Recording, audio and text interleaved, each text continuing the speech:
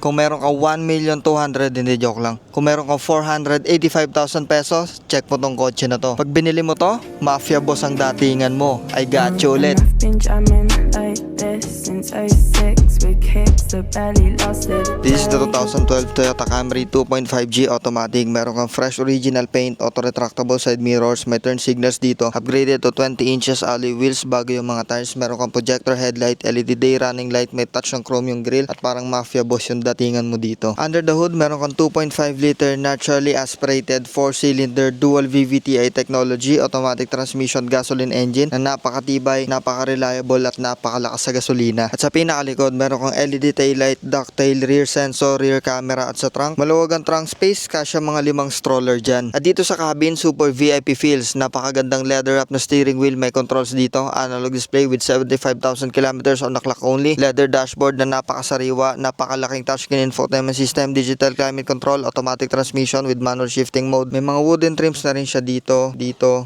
at yung armrest niya movable. At dito sa second row, of course, napakaluwag ng space. Meron siyang 2 air vents sa gitna at tapunan ng Yossi. At naka blue tint na rin to para iwas init at more cleaner look.